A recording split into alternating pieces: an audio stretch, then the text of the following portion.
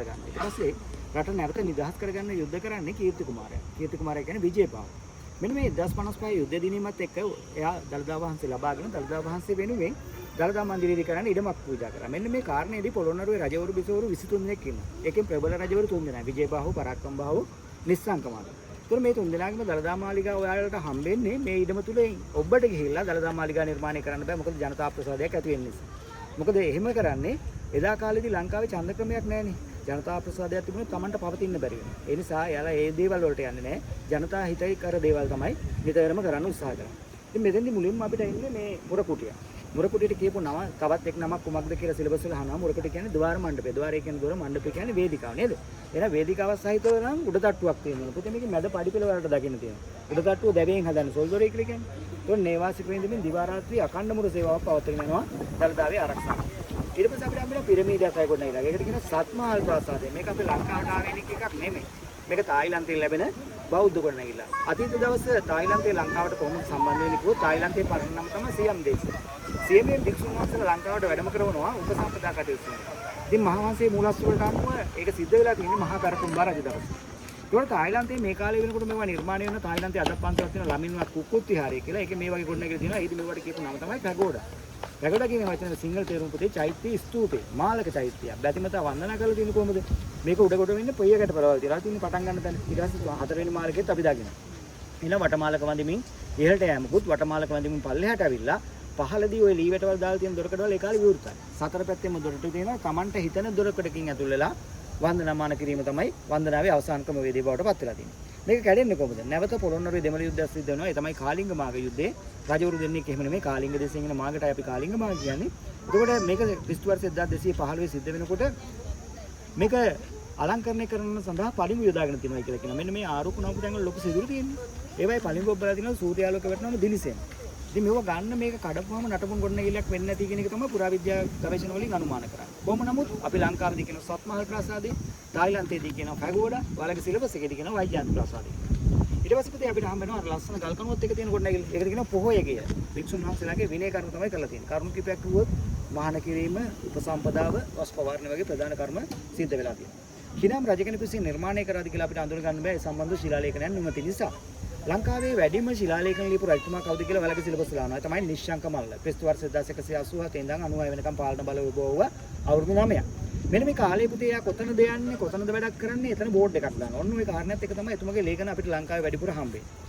ලංකාවේ පුරාවිද්‍යා ගවේෂණයක් කරනවා ලංකාවේ තියෙන ක්‍රමවත්ම දිගින් වැඩිම අකුරු වැඩිම බරින් වැඩිම ශිලාලේඛන කොයි තියෙන කියලා. ඒක හම්බෙන්නේ පොළොන්නරුව රාජධානියේ. ඒ තමයි ඔයාලගේ සිලබස් එක කියන්නේ ගල් පොත කියලා. ඉතින් පුතේ මේ තියෙන ගල් පොත. මේක ජ්‍යාමිතික හැඩතල ගත්තොත් දිග අඩි 27 අඟල් 10යි පළලෙන් අඩි 4යි බර ටොන් 25යි අකුරු 4300යි රූල් 72යි පිට 3යි. මොනවද අඩංගු වෙන්නේ? ගොඩාරියක් තියෙන්නේ ඔහුගේ ආත්ම වර්ණනාව. ඒකෙන් අපිට වැදගත් කරුණු විදිහට ඔයාලගේ සිලබස් වලට ගත්තොත් මෙයා රජ වෙලා අවුරුදු 5ක් යනකම් රටවැසි ජනතාවගෙන් බදු එකතු කරන එක නවත්තලා තියෙනවා. නැවත බදු අය කරනකොට කලින් හිටපු රජතුමාට වැඩිය අඩුවෙන්ලු බදු අය කරේ. එහෙනම් බදු සාන ජනතාවට ප්‍රදානය වෙනවා. ඒ වගේම රට පාලනයේ පහසු සඳහා අතීත රජ දවසේ ලංකාව පාලනය කරපු රජවරු කොටස් තුනකට බෙදාගත්තේ තමයි රෝහණ පීඨි මායා. මේ තුන් රටනම හා සමාන සේවාදායකත්වයක් ඔවුන්ගෙන් ලැබුණයි කියලා කියනවා. එයාගේ සාමකාමී පාලනයේ උදාහරණ සහිතව පෙන්වනවා. රූපශ්‍රීයෙන් විරාජමාන. ඒ කියන්නේ රූපයෙන් බැබලෙන කන්‍යාවය නොබැඳ කාන්තාවකට නිල් මණිකක් අතර දීලා රාජ නියෝගයක් දෙනවා. ඔබ මේ රැගෙන දකුණු දේශයට යන්න කියලා. දකුණ කියන්නේ පුතේ මාතරනේ. ඔයාලටගේ වාහන නැහැ. පාරවල් මේ වගේ මම්මාවත් එළිවිලා නැහැ. වනාන්තර හරහා තමයි වැටලා තිබුණේ මම්මාවත් නේද? එහෙනම් දිවසති මාස ගණනක් ගත වෙනවා මෙයාට ගමන යන්න. මොකද රාජ නියෝගයන්නේ කරන්න එපා. ගමන સમાપ્ત වෙනවා. මැනික නැති වෙන්නේ නැහැ කාන්තාවට උපද්‍රවයකුත් නැහැ. එහෙනම් අවුරුදු 900කට ඉස්සෙල්ලා ලංකාවේ ඉන්න මෙතන නේද? එයා කියන විදිහට සොර සතුරු බියකුත් නැහැ කාන්තාවට උපද්‍රවයකුත් නැහැ. එහෙනම් ධර්මදර විනයකරුක සමාජයක් උසත්ව තිබුණයි කියලා. ඒ වගේම මෙයාගේ කාලේ වෙනකොට ලංකාවේ යුද්ධයක් නොතිබුණු නිසා මෙයා ලංකාවෙන් ඔබට ගිහිල්ලා ඉන්දියාවට ගිහිල්ලා යුද වදින කතා කරපුවම යුද්ධයට එන්න බෑ. බදු ගෙවන්නම් කියපු නිසා එම බදු මුදල් ගෙනල්ලා ලංකාව සංවර්ධනය කරපු බව මේක සඳහන් වෙනවා. එහෙනම් අපිට තව දෙයක් ඉගෙන ගන්න තියෙනවා. අතීත ලංකාව සංවර්ධනය කිරීම ක්‍රියාවලියේදී රජවරු පාවිච්චි කරපු ක්‍රමවේදයක් අපිට හම්බ වෙනවා. ඒ තමයි රටවල් එක්ක යුද වැදිලා ඒ රටවල් යටත් විජිතයන් බවට පත් කරගත්තාම ඒ වයින් ලැබෙන බදු වලින් සංවර්ධනය වීමක් ලංකාව සිදු වුණා කියන එකත් ඉතිහාස මූලස්ත්‍ර වලින් ඉගෙන ගන්න. ඒ වගේම මේ විශාල නිර්මාණය පොළොන්නරුවේ තියාන කරපු එකක් නෙමෙයි. අනුරාධපුරයේ මිහින්තලේ සෑගිරි කියන ප්‍රදේශයේ කරවලා ඇතුන් යොදාගෙන පොළොන්නරුවට යනවා. පුතාලත් එක්ක මම මේ කතා කරන ස්ථානයට කිලෝමීටර් 100කට වැඩි ප්‍රමාණයක් තියෙනවා. එහෙනම් පුතේ ඒක ගෙනාවේ කොහොමද? කවුරුන් යොදාගෙනද ගෙනාවේ? ඒ රජතුමාගේ වංශය මොකක්ද කියන එක අදටත් අපිට ඉගෙන ගන්න පුළුවන්. ලියවෙන්නේ මධ්‍යකාලීන සිංහලනේ. ඒ නිසා අපි පොඩ්ඩක් ළඟට කියලා බලමු එන්න. රජතුමා කවුද කියලා අහුවොත් ඒ තමයි නිශ්ශංක මල්ල. එන්න ගන්න. තාත්තා ජයගෝප මහරජා අම්මා පාර්වතී සිරිසුන්දර. මෙන්න මෙතනින් පුතේ අපිට වංශය ඉගෙන ගන්න පුළුවන්. මෙතන ශ්‍රී කියන අපුර. ඊට පස්සේ දෙන කාලිංග. ඔහු කලින්ගි වංශිකේ. ඊට පස්සේ චක්‍රවර්ත කියන්නේ රජතුමා. රජතුමාගේ නම නිස්සංක කියන්නේ. නියන්මයි ගයන ශයන දෙකයි දෙන්දුවයි කයන්නේ. උන රජතුමාගේ නම පැහැදිලිව තියෙනවා. ඊට පස්සේ මෙන්න ගෙන ආපුවා. මෙතන ගයන්න. ගා ජ යා ම් රා වා. ඒ කියන්නේ අතුල වගෙනලා තියෙනවා. මෙතන තියෙන ස්ථානේ සෑගීවියෙන් සෑගීවිගේ මිහින්තලයට. මෙතන තියෙනවා ගේන පූශීලා ලේඛ ගලය යොදා පුරවක. හැම අකුරක්ම ලෝහ පුරවල රන්නාලේප කරලා තියෙනවා. ඉතින් අර සෙබළු දකින්න නැත්තේ රත්තරන් විදියට. ඒ නිසා අකුරු ගැලවීම නිසා ලේඛන විනාශ වුණා කියලා තමයි විශ්වාස කරන්නේ. ලංකාවේ දැන්ට හම්බෙන ක්‍රමවත්ම දිගින් වැඩිම අක්ෂර ප්‍රමාණයක් වැඩිම තියෙන ලේඛනයකට කියන නම මොකක්ද? ගල් පොත කරපු රජතුමා තමයි නිශ්ශංක මල්ල. යමු අර පැහැදිලි කැටයන් සහිත සඳකඩ පහන කොහෙද තියෙන්නේ කියලා අහනවා. ඒක තියෙන පුතේ පොළොන්නරුව වටදාගේ උතුරු දොරටුව. දැන් ඔයාලා ඉන්නේ පොළොන්නරුවේ ආවේ මේ ඉන්නේ වටදාගේ මේ තමයි උතුරු පැත්තේ මෙන්න හොඳම සඳකඩ පහන. පොළොන්නරුවේ සඳකඩ පහනේ අනුරාධපුරයේ සඳකඩ පහනේ වෙනස මොකක්ද කියලා අහනවා. අනුරාධපුරයේ සතර රූප හතරයි අතාස්‍ය ගවයා සිංහයා. පොළොන්නරුවේ ගවයා සිංහයයි අපි දකින්නේ. ගවයායින් වෙන ශිව දෙවියන්ගේ වාහනය නිසා. ඒතකොට සිංහයායින් වෙන සිංහල වාසික රජවරුන් රජ කරන නිසා. ඒ නිසා අපිට ඔන්න ගරුත්වය දෙන්න ඕන නිසා අපිට මේ සඳකඩ පහනේ මේ රූප දෙක නැති එකම වෙනසකට භාජනය වෙනවා. එන්නේ 1986 වෙනකන් අපේ ලංකාව පාලනය කරන අවුරුදු 33ක් මහා පරකුම්බා රජතුමා. මෙතුමාගේ පාලන කාලේ අද මහනුවර දළදා මාලිගාවේ තියෙන ශ්‍රී දන්තදාතුන් වහන්සේ වැඩ හිටපු දළදා මාලිගාවේ තමයි ඔයාලා මේ ඉන්නේ. මේ දළදා මාලිගාවට කිව්වේ වටදාගේ. වටදාගේ කියන නමේ තේරුම පුතාලට අදහසක් විදිහට ගන්න පුළුවන්. දාශබක් වටා පරිදියක් නේද? වටකුරු ධාතු මන්දිරය කියන එක තමයි වටදාගේ කියන නම තියෙන්නේ. ඒ කියන්නේ මල්ල පහලයන්. ඔයාලා කොහේ යන්නේ කියලා මම අරටිකදී අන්න ඒක අහනවා. මෙතිවුරුසෙවි කළා කියනවා කාලිංග මාගේ යුද්ධයේදී ඔහු අන්‍යාගමිකයි වස්තුව ලබාගෙන ජීවිතනායි චෛත්‍ය කරනවා පිළිම දානවා බිත්ති පෙරලනවා ගිනි නඩපුන් කොට ගිල බවට පත් වෙනවා. ඉතින් මේ අපි හිවන ලබා ගන්න බිත්තිය මේ දළදා මන්දිරයේ පෞරාණික බිත්තිය. ඒකෙන් මොකක්ද අපි ඉගෙන ගන්නේ? අවුරුදු 900කට ඉස්සෙල්ලා ගොඩනැගිලි කරන්නේ තුල ශක්තිමත් බදාමයක් පාවිච්චි කරලා තියෙනවා. බලන්න පුතේ අපේ ගෙවල් වලට එන බාස්මාමලා වගේ ගොඩාක් බදාම දාලා නැහැ කුස්තුර වලට නේද? බදාම තැවරීමක් කළා තියෙනවා. එහෙනම් ශක්තිමත් බදාම තිබුණ නිසා තාම පරණ කපරාරුව දකින්න පුළුවන්. එහෙනම් බිත්ති සිතුවම් වලින් අලංකරණය වෙච්ච කැණි මඩලයා වහලයක් වටකුළු ධාතු මන්දිරයක් ඉස්සපවත්වගෙන යනවා වටදාගේ පොළොන්නරුවේ මහා තරකුම්බා රජ දවසේදී දළදා මන්දිරයක් විදියට. එන්නක මුරගල් සහ කොරවක්ගල් බල සඳකඩ පහනෙන් අයින් කරපු ගවයා පුතේ පොළොන්නරුවේ අපි දකින්නේ මුරගලේ සයිඩ් එකේ. ශ්‍රීජනීය වස්තුවක් විදියට. ඔබට සිංහයන්ව කොරවක්ගල්. ඉතින් මේ පොළොන්නරුවේ කලාත්මක කැටයන් සහිත කොරවක්ගල් දෙක කොහෙද තියෙන්නේ කියලා සිලබස් වල අහනවා. ඒක තියෙන පොළොන්නරුව වටදාගේ. අනුරාධපුරයේ කොහෙද? අනුරාධපුර රත්න පාසාල. කොරවක්ගලේ ඉන්නේ මකරෙක්. මකරෙක් කියන්නේ මනක් අල්පදෑ. මනක් අල්පදෑ කියන වචනේ තේරුම තමයි දැකලා නැහැ, දන්නේ නැහැ කියන්නේ. ඉතින් එයා නිර්මාණය කරන්න විවිධ සත්ව කොටස් එකතු කරලා මේක නිර්මාණය කරලා තියෙනවා. ඒවා විස්තර කරනවා මෙන්න මේ විදිහට. අලියාගේ හොඬ, ඌරගේ තල, වඳුරගේ ඇහැ, දුරුලගේ පියාටු, මීයාගේ කන්, සිංහයාගේ පාද, කිඹුලාගේ කට, ලියවැල්. ඔය විදිහට තමයි අපිට සත්ව කොටස් හතක් ගෙනලා මකරෙක් නිර්මාණය කරනවා. එහෙනම් නොදැක්ක සත්වෙක් නිර්මාණය කිරීම තරම් දක්ෂ නිර්මාණකරුවෙක් කියලා දෙනවා.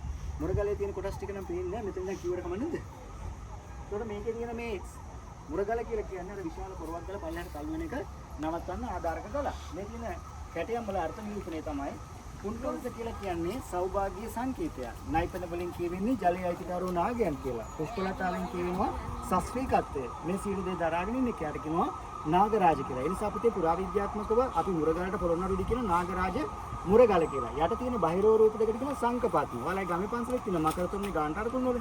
එදෙන අඳුරගන්නේ කොහොමද? එදෙන අඳුරගන්නේ හස්ත මුද්‍රාවෙන්. සංකේ කියලා කිව්වේ හග්ගෙඩියට. හග්ගෙඩියක් අල්ලන් ඉන්න කියන සංක. පත්මේ කිව්වේ නෙළුම් මලට. නෙළුම් මලක් අතේ තියන්නේ කියන පත්ම. ওই දෙක තමයි සංකපත්ම අඳුරගන්නේ.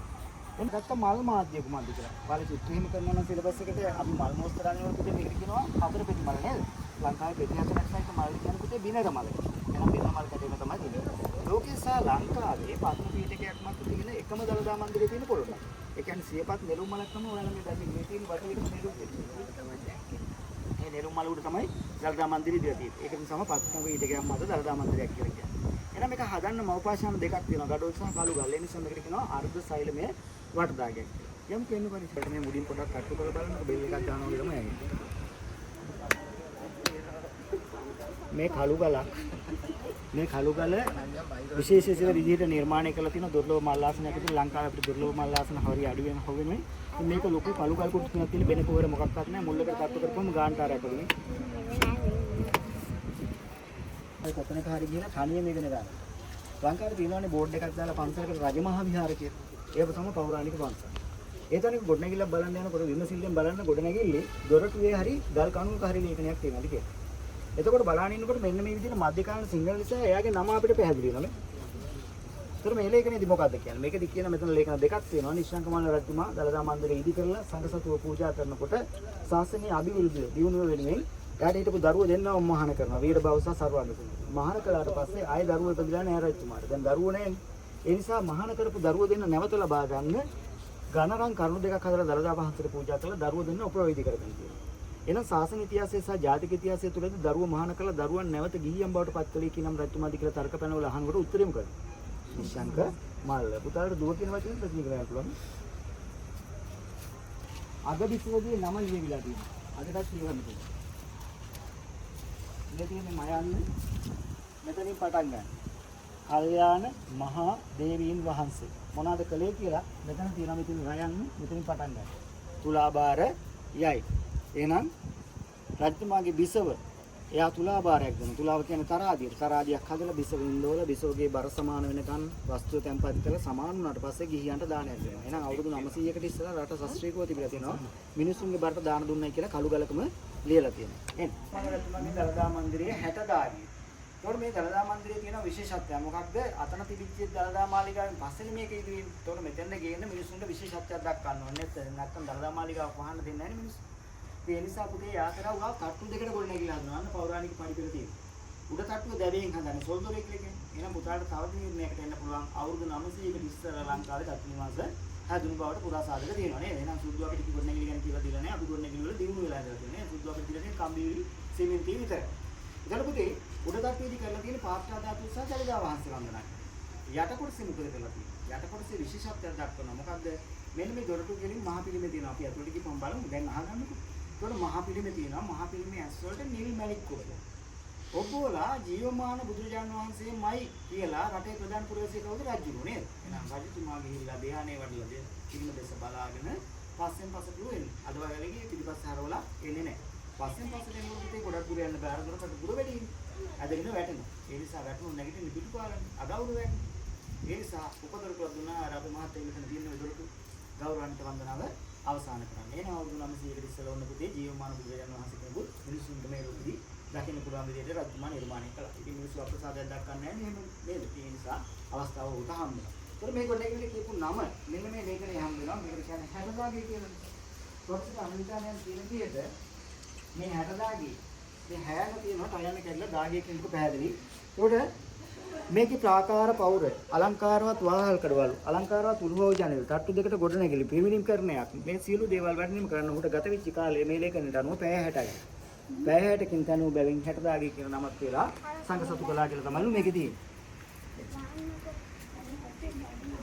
මාග කියන්නේ අන්‍යාගමිකයි එයාට අවශ්‍ය කරන්නේ වස්තුව. ඉතින් ඒ නිසා එයා පිළිම කඩපු නිසා පොළොන්නරුවේ හැම පිළිම ගේකම අපි දකිනවා කවන්ද කැඩුණු පිළිම. එතකොට මේවා කඩලා ගිහින් තියෙනවා. නටපුන් ගොඩ ගිහින් බාට පත් වුණා. උඩ තට්ටුව සම්පූර්ණ දැවෙන් තියෙන නිසා ඔයාලට උඩ තට්ටුවේ කුංචි කොටසක්වත් දකින්න. හැබැයි ජාතිය පිළිද අපි වාසනාවන්තයි අනුරාධපුරයට වැඩි පොළොන්නරුවේ. ඒක මොකද හේතුව? අනුරාධපුරයේ ගියොත් ඔයාලට මේ වගේ දැනෙන්න අපිට උගන්වන්න බෑ. ෆවුන්ඩේෂන් එකයි ගල් කණුවේ තියෙන්නේ. මේදී පැතිරිච්ච තියෙනවා. ඒ නිසා පුතාලට පරණ ජංගල අපිට පෙන්වන්න පුළුවන්. මේවට කියනවා ගල් ගරාලි ජංගල. ඒ වගේම පොළවේ බදාම ඇතුළේ ඉන්න කරලා තියෙන පුතේ ලොකු පල්ලෑලිය තුඩලා මෙන්න මේ වගේ බදාම නැත්නම් ගන්න. නැත්නම් සෞදානික බදාම. එහෙනම් ලංකා ඉතිහාසයේ අඩුම කාලෙකින් දළදා මන්දිරය නිර්මාණය කළේ කිනම් රජතුමාගේ නිර්මාණයේ නම මොකක්ද? නම යෙදීමට හේතු දක්වන්නේ කිව්වොත් කවුද රජතුමා? මේ ශංකමල්ල නිර්මාණයේ 60 දාගේ. 60 දාගේ කියන්නේ පැය 60කින් හදපු ගොඩ නැගිල්ලක් නිසා. කර වූ යුගයේ 12 වෙනි සියවස ක්‍රිස්තු වර්ෂ 1187 ඉඳන් 96ක පාලන කාලය තුල. නෑ යමුනේ දැන්. නැගිල්ල තමයි මේ තියෙන්නේ වටදාගේ මේ තමයි අර විජේබාහු රජතුමා යුද්ධයේ දිනලා මේ දළදා මාලිගාව හදන්නම ලොකු අභියෝගයක් තියෙනවා කලාකරුවෝ නැති නිසා. එයාගේ ප්‍රධාන සෙනඟේ නගරගිරි දේවට මේක බාර දුන්නාම නගරගිරි දේවට කලාකරුවෝ ඉන්නේ නැතුව ඇති. ඒ නිසා එයා මොකද කරලා තියෙන්නේ අනුරාධපුරයේ වල්බිහි වෙච්ච නගරේ තියෙන ගල් කණු ගෙනලා මේක නිර්මාණය කරනවා. ඉතින් ඔන්න ඔතෙන්දී පුතාලගේ සිලබස් වල අහන වෙලාවල් තියෙනවා අනුරාධපුරයේ ගල් කැටයම් කලාව පොළොන්නරුවේ දකින්න නිර්මාණය මොකක්ද කියලා. ඒකට අපි කියනවා අටදාගේ. එහෙම නැත්නම් විජේබාහු රජතුමාගේ දළදා මාලිගාව කිව්වොත් නිවැරදි. ඒකෝ මේකට අටදාගේ කියන්නේ පුතේ අර වගේ නිශ්චිත ස්වරූපයක් ගන්න ලේඛනයක් නැහැ. ජනවහරයෙන් කියනවා මේක හිටිපිලිම වහන්සේලාට නමක් හරි පාත්‍රා ධාතුන් වහන්සේලාට නමක් හරි ඉන්නේ. ඒ නිසා අටදාගේ කියන නම තියන්න කියලා. දැන් කොහොමද අනුරාධපුරයේ ගල් කැටයම් කලාව ඔයාලා සරලව ඉගෙන ගන්න මම කිව්වට. හරි ලේසි. කොරවක් ගලේ මකර නැහැ. ප්‍රධාන උදවස් දෙකක් පුන් කලස් දෙකක් තියෙනවා. ඒක මතක තියාගන්න. අනුරාධපුරයේ ගල් කැටයම් කලාව එහෙමයි අපි සරලව ඉගෙන ගන්න. ඊට පස්සේ පුතේ මේ තියෙන සකත නැති වෙනවා. මේ පැත්තට සිරස අර පැත්තට සිරිපතුල. කිනම් රජ කෙනෙකු විසින් නිර්මාණය කරාද කියලා අඳුර ගන්න බැරි තරමට විනාශ වෙනවා. අර තියෙන බස්නාහිර දොරටුව. ඇතුළු වුණා නැගෙනහිර දොරෙන් පිට වෙන්න උනේ බටහිර දොරටුවෙන්. ඒක හෙළ ශ්‍රීතියක් විදිහට තමයි තියෙන. අදලා දලදා මාලිගා දොරටු දෙකක් තියෙනවා නේද? ලංකාවේ තියෙන ලස්සනම සංස්කෘතික මණ්ඩපේ තියෙන පුතේ පොළොන්නරුවේ. මේ තියෙන නිශ්ශංක ලතා මණ්ඩපේ. පුතාලගේ සිලබස් වල නම් අහන්නේ නිශ්ශංක ලතා මණ්ඩපේ යනු රාජසභා මණ්ඩපයක්ද පිරිත් මණ්ඩපයක්ද කියලා. පුතේ මේක පිරිත් මණ්ඩපයක්. ගල් පොතේ ලියන විදිහට. මේක කලාත්මකව විඳින්න නම් අපි ධාතුවන්සේ කරනවා විස්තර කරනවා. ආරක්ෂිත ගල් ගණාදී වැටකි එහි කණු නෙළුම් මල් පලක වැනිලු. ඒ කියන්නේ නෙළුම් පොහොට්ටු විදිහට තමයි කණුවේ උඩ තියෙන්නේ. ඇපිල් වෙන තියෙන පියස්සක් සහිත උළුවස්සක්. දැන්ට ලංකාවේ දකින්න එකම කළු ගල් උළුවස්ස කිව්වොත් නිවැරදි. වහලෙකුත් එක්ක වටේ යන්න පුළුවන් සෛලමය මළුවක් මැද මණ්ඩපයක් මණ්ඩප මැදස්තේ තියෙන පුතේ කළු ගලින් කරපු කරඬුව. ලතායයි කිව්වේ වැලකට නෙළුම් මලක් වතුර යටින් පිපෙන්නකොට නෙළුම් මලේ දන්න තියෙන විදිහට තමයි මේ වඩුව ගල් කණුව හදලා තියෙන්නේ. කුළුනේ හිස විකසිත නෙළුමක නෙළුම් බට්ටෙක්. පුතේ පිපිච්ච නෙළුමේ රේණු මැද තියෙන බට්ටා වගේ. දැවයෙන් කරපු කලාත්මක වහලයක් තිබුණා. මාග යුද්ධයේදී ගිනි තියලා විනාශ කළා. පසු සංරක්ෂණයක් තමයි ඔයාලා මේ දකින්නේ. අඩු කොටස් වලට කොන්ක්‍රීට් පාවිච්චි කරලා තියෙන ඩිපාර්ට්මන්ට් එකේ. එහෙනම් නිස්සංක ලතා මණ්ඩපය කියන්නේ රාජසභාව නෙවෙයි පිරිත් මණ්ඩපයක් විදිහට මතක තියාගන්න. ඊට පස්සේ පුතේ මෙන්න මෙතෙන්දී අපිට හම් වෙනවා පිට පිළිමයක්. ඒකට කියනවා අවලෝකිතේශ්වර බෝසත් පිළිමය. මහායාන දර්ශනය. 12 වෙනි සියවස වෙනකොටත් මහායානේ ලංකාවේ තියෙනවා. මෙතෙන්දී පිටාලට අධ්‍යයනය කරගන්න පුළුවන්. සඳකඩක් කියන්නේ හදේ භාගයක් නේද? මුලින්ම සඳකඩ පහනක් අපිට නිර්මාණය වුණායි කියලා කියන්නේ ක්‍රිස්තුපූර්ව 3 වෙනි සියවසේදී. ඒකේ කැටයක් මොකුත් නැහැ. මෙන්න ගල් යාලක් වගේ තියෙන්නේ. අන්තරාධපුර මෙතෙන්ට ගේනකොට ඒවා එහෙම වෙලා සංරක්ෂණය වෙන මොනවා විසිරිච්ච තැන් තියෙන්නේ. පුරාවිද්‍යා සංරක්ෂණයන් වලදී වැරදිච්ච ඒවා තමයි මේ තියෙන්නේ. ඉතින් අතන දාන්න ඕන එක මෙතෙන්ට ඇවිල්ලා තියෙනවා. ඒ නිසා අපිට මුල් යුගයේ සඳකඩ පහනකුත් දකිනවා. එන්න කිසිවට යන්න පුළුවන් යට පිට ගන්න. මෙන්න මෙතනින් පටන් ගන්න. මේ තියෙන මය. එන්න මෙතන තියෙන ශ්‍රී පරාක්‍රම බාහු චක්‍රපතින් වහන්සේ ලංකාදීපයට කියන එක. මේ තියෙන රයන්, මේ තියෙන යයන් අල්පයන් මෙතනින් පටන් ගන්න. තුලාභාර යක්. එහෙනම් මේ අතන අපිට දැක්ක විසවක් විවරක දින තියෙනවා නේද? මෙතන රජ කෙනෙකුගේ වර්ග දින මේ පරාක්‍රම බවරත්ම ජීවත් වෙලා ඉන්න කාලේ උපන් දිනේ දවසේ එයා තරාදියක නැගලා බර කිරලා මේ ආසනයේ තුල ඉඳගෙන දානයක් දුන්නා කියලා තමයි මේක තියෙන්නේ. තුලාභාරයක් දුන්නා. ඉතින් ඒ කාලේ ලේඛන කලාවක් තිබුණේ. ඉතින් අර විරාම ලක්ෂණය නැවතීමේ චිත්ත වෙනුවට චිත්‍ර වෙනවා මාළු. ඒ කියන්නේ ලිපියේ කියවීමේ රුචිකත්වයක් සහ ඇල්මක් ඇති වෙන්නේ. ඒ වගේ කලාත්මක දේවල් තිබුණයි කියන එක අපිට මේකෙන් ඉගෙන ගන්න පුළුවන්. ලංකාවේ දුර්ලභ ඕනෑවිලක් තමයි මේ තියෙන්නේ. බෝධිගරේ. ගරේ කියලා කියන්නේ පාලි භාෂාවෙන් ගෙට. අතීත බෞද්ධයා ගාත කියලා වන්නතර වෙලා යනනේ මේ වගේ අවුව තිබුත් ඉන්න අමාරු යස්සුත් කොමන් නැගිට ඉන්නවා. හිත පිරෙන්න වදිනවා කියලා කියන්නේ. ඒක බාධාවක්. ඒ නිසා යාළුවා මොකද කරන්නේ? මහා බෝධිය මැද තියෙන වහලෙන් උඩට අපිට කියනවා බෝධිය වටේට ගේ හැදෙනවා. බෝධියට ගේ හදපුවම බෝධිගරේ, පිළිමෙට ගේ හදුව ප්‍රතිමාගරේ, චෛත්‍යයට ගේ හදුව චේතිගරේ, දලදා වහන්සේට ගේ හදුව දලදාගරේ, භික්ෂුවට ගේ හදුව භික්ෂුගරේ කියන්නේ නෑ ආවාසය කියන්නේ. අන් අර පොකුර වගේ ගහ තියෙන ඉතින් එහා පැත්තේ තියෙනවා භික්ෂු කුටිය පංචාගර. ගෙවල් පහක් වෙන පුතේ බෞද්ධයෙකුට වන්දනා කරන්නේ. ඒ ගෙවල් පහම එකම බිමකදී ලංකාවේ වන්දනා කරන්න පුළුවන් තැන තමයි මෙතන. චේතියගරයක් ඕන නම් අපිට වටදාගේ බලන්න පුළුවන්. බෝධිගරයක් ඕන නම් මෙතන තියෙනවා. ධාතු මන්දිර ඕන නම් අතන තියෙනවා. පිළිමගයක් ඕන නම් එහා පැත්තේ තියෙනවා. භික්ෂු කුටිය එහා පැත්තේ නම් ගෙවල් පහම පරිපූර්ණයි. මේ ගොඩනැගිල්ල එළියෙන් බලපුවම හින්දු කෝවිලයි. නමුත් ඇතුළත බෞද්ධ මන්දිරයක්. හින්දු සහ බෞද්ධ සංකල්පන ගොඩනැගිල්ල. එහෙනම් අපි ලංකාවේදී කොතනකවත් දකින්නේ හින්දු කෝවිලක් තුළ බෞද්ධ මන්දිරයක් නේද? මෙතෙන්දී අපි දකිනවා පොළොන්නරුවේදී හින්දු කෝවිලක් ඇතුලේ බෞද්ධ මන්දිරය. යමු ලස්සන තැනක් ඇතුළේ. උඩ මාත්‍රා කියන යාකන්ඩිෂන් කියලා නේද? මේ යාකන්ඩිෂන් අපේ ලංකාවේ සරලව තිබුණා කියලා තමයි පුරාවිද්‍යා ගවේෂකයන් විශ්වාස කරන්නේ. ලක්ෂණ දෙලස කියන විදිහට අපේ ලංකාවේ අවුරුදු 900කට ඉස්සෙල්ලා මේ ගොඩනැගිලි තිබුණා කියලා විශ්වාස කරනවා. ඒතර ඒ සර් කියන විදිහට කොහොමද මේ ගොඩනැගිලි හැදලා තියෙන්නේ? මේ ගොඩනැගිලි එළිය තියෙන විශාලත්වය වල දකින්නේ නැහැ. එළියෙන් අඩි 118ක් තියෙනවා, පල්ල 84ක් තියෙනවා. එතකොට දිත්‍ය අඩි 7මාරක් ගණකම් සේවය කරන බලන්න පුළුවන් දොර හරහා. එතකොට මේක හදලා තියෙන නෝපාෂානේ ගඩොල්. පොළොන්නරුව අර්ධ වාර්ෂිකයි. මාස 6ක් වයිලා මාස 6ක් පායනවා. මාස 6ක් එක දිගට වැස්ස වැටෙනකොට මොකද වෙන්නේ? ගඩොල් වලට ජලය ගන්නවා නේද? පිටාතින් කියලා බලන්න පුතේ විත්‍ය සීතලයි. දැන් ඔන්න අවුදල ගල් වේගෙ. වේලම මොකද කරන්නේ? ජල වාෂ්ප පිට වෙනවා. පිට වෙන ජල වාෂ්ප ටික එළියට යන්නේ නැහැ. විත්‍ය ගණක් වෙන නිසා පොඩි ඉඩක් නෑ ඇතුලේ තියෙන්නේ. අතට ආපහු ඇතුලේ සීතලයි. එළිය රස්නේ. ඒකේ ප්‍රතික්‍රියාව සිද්ධ වෙන්නේ කොහොමද? වර්ෂාව වැටෙනකොට ඒකේ උෂ්ණත්වය පිට වෙන්නේ ගඩොල්. එහෙනම් ඇතුලේ උණුසුම් එළිය සීතලයි. එහෙනම් විදුලිය කියන නාමපදයක් ලංකාවේ නැති වෙනකොට ලංකාවේ මිනිස්සු ගොඩනැගිලි මේ ඉතාලි දියුණු જાතියක් නේද? මව්පාෂාණයෙම ගොඩනැගිලි සිසිලස සහ උණුසුම රඳවන්නේ. එහෙනම් දියුණු ගොඩනැගිලි කරන්නේ ලංකාවේ තිබුණා කියලා අපිට මේකෙන් ගන්න පුළුවන්. මෙතන පොඩි රස්නයක් දැනන්න මෙතන වහල නැහැ. අතන ඉහාට යනකොට මම ඔය කියන තාක් වෙන හොඳටම දැනනවා. එළිය අවසරයක් තියෙනවා කියලා දැනන්නේ නැහැ. යමු ඒතුළු දෙතින් උඩට දුන්නි පරිදි. ඒකෙන් මම කියන්නේ එහෙම කියන්නේ. තූපාරාම පිළිමේ අපිට ඉස්සරහට ගෙස්ලා ගැටි තූපාරාම පිළිමගේ තූපාරාමයේ කිව්වම පුදුලාට මතක් වෙන්නේ දේවානම් පීතිස්ස රජතුමා විසින් කරවපු චෛත්‍යය නේද? පොළොන්නක පිළිමයක් උනේ පරණ නම සහ නිර්මාණකරුවා දන්නේ. ප්‍රොෆෙසර් වර්ණිතනස මේකට නමක් දානවා මේ ඉස්සරහ බිත්ති ගාන්ඨාකාර ස්තූපයක හැඩතල වගේ තියෙන නිසා තූපාරාමයේ. මෙතන ඔරිජිනල් වහලේ ගඩොලෙන් කරලා තියෙන. ගෙඩිගේ සම්ප්‍රදාය කියලා අපි කියනවා නේද? නාලන්ද ගෙඩිගේ උදාහරණයක් ගන්නවා. හැබැයි ඒක කළු ගල් පරාසය වැඩි නේද? මේක ගඩොලෙන් කරලා තියෙන. පුංචි පරාසයක් නෙවෙයි. අමාරුයි. නමුත් පුතේ ගොඩනැගිලි කරලා දෙනවා. ඉතින් ඒ නිසා අපිට එළ තාක්ෂණ තුන දියුණු තාක්ෂණයක් තියෙනවා. ඉතින් මේවා තමයි ගන්ධකුටි සම්ප්‍රදාය පිළිම වල වලගේ සිලබස් වල කියන්නේ කොටස් තුනකට හඳුන්වන ද්වාර මණ්ඩප අන්තරාල ප්‍රතිමා ගර්භ. අපි පිටුටම හෙදෙමු වගේ ඉස්සලා දෙන්න. come inside. මේ තූපාරාම පිළිමගේ කොටස් තුනකින් වන්දනා කරනවා වගේම උඩට ගිහිල්ලා සිරස වන්දනාවක් සිද්ධ වෙලා තියෙනවා. බුදු පිළිමේ හිස වන්දනා කරනවා. මේ ගොඩනැගිලි හදපු කෙනෙක් දන්නේ නැති වුණාට මේකේ සම්බන්ධව කාල නිර්ණයක් ගන්න ඕන නිසා කාබන් පරීක්ෂාවට යපුවම මේක අයිති වෙන්නේ 12 වෙනි සියවසට කියලා කියනවා. ඒතකොට 12 වෙනි සියවසේ අපේ ලංකාවේ වැඩිම නිර්මාණ බිහි කරපු රජුරෝ බවට පත් වෙන්නේ පරාක්‍රම බාහු රජතුමා. මෙන්න මේ පරාක්‍රම බාහු රජතුමාගේ කාලේදී අර මේ 12 වෙනි සියවස කියන කාරණේ ගොනු කරගත්තාම මහා වංශයේ 72 වෙනි පිටු 33 වෙනි පරිච්ඡේදය ඉගෙන ගන්න හම්බ වෙනවා. පරාක්‍රම බාහු රජතුමාට සෙනෙවියෙක් කියනවා මහින්ද කියලා. එයා විසින් පොළොන්නරුවේ අඩාන්ධකාර පිළිම ගෙවල් නිර්මාණය කළාය. නිර්මාණය වුණු ප්‍රතිමා වල ආලෝකය ලැබුණේ ස්වභාවික ඉරාලෝකයෙන් සහ අඳාලෝකයෙන් කියනවා. ඉතින් ඉරෙන්ගෙන් වැඩගත්තයි කියලා අපි අහලා තිබුණාට ප්‍රායෝගිකව ඔක ලංකාවේ තියෙනවද කියලා ඇහුවොත් අපි පොඩි වෙලාවක ටිකක් වෙලා ඉන්නවා නේද? එහෙම තැනක් තියෙනවා කියලා. ඉතින් බොහෝ දුරට විශ්වාස කරනවා මේ තැන එහෙම වෙන්න පුළුවන් කියලා. මේක ලේඛන නෑනේ පුතේ අපිට හදච්චේ කරලා මේක එහෙම වුණා කියලා කියන්නේ.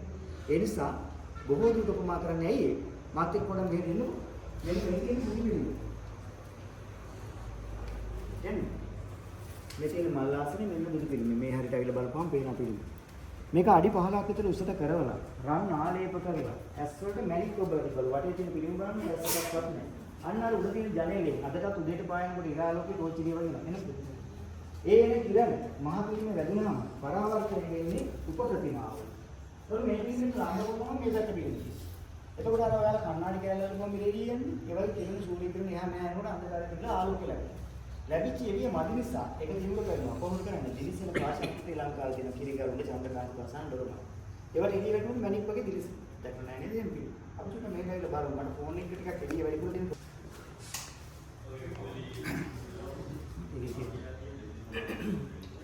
මේ තියෙන පුතේ කිරිගරුන්ගේ පිළිම. ඊට පස්සේ පාෂාණය වෙනස් වෙනවා. චන්ද්‍රකාන්ත පාෂාණය කියන්නේ කණ ආනතිවලු.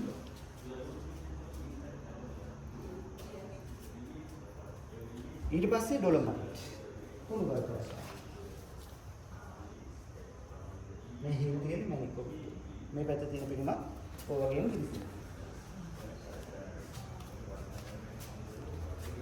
මේ කියන මැණික් ඔබ කිස්තුවස්සේ රාජ්‍යසේ තමයි වෙන්නේ කායලමාගේ ඉන්දියාවේ වෙනකොට මේවා ලස්සන වර්ණනා කියන්නේ පිළිමක බලනකොට එයාට අවශ්‍ය කරන්නේ ආගම පස්සනෙමේ එයාට ඕනේ කරන්නේ වස්තුව ඉතින් එයාට රවුල් පිළිම බලලා මේ මැණික් ටික අරගෙන ගිනි තියනවා. ගිනි දීපුවම ගින්න රසුන්ට කපනවා ගැලවෙනවා. මෙතන වහලේ ඝනත්වය වැඩි නිසා වහලේ ඉතුරු වෙන්නේ නැති. අතන වහලේ ඝනත්වය වැඩි නිසා වහලේ කැඩෙනවා. හැබැයි එතන කපරාදු තියෙනවා. පන්සලේ තිබිච්ච කිසිම චිත්‍රයක් අපිට පුතේ හොයාගන්න නැහැ. ඒක විනාශ වෙන්නේ අර ගිනි තැබීම නිසා. කවුද කියන්නේ? කාලිංග කාලිංග. නිකම් බලන්නේ ගියෝ ගල් කණු සහ ගඩොල් ගොඩවල් විතරයි. හැමතිනම් දරුවන්ගේ සිලබස් එකකට විස්තර කරගන්න ඕන නම් එන්න පුළුවන්. නැත්නම් මෙතන නතර වෙන්න.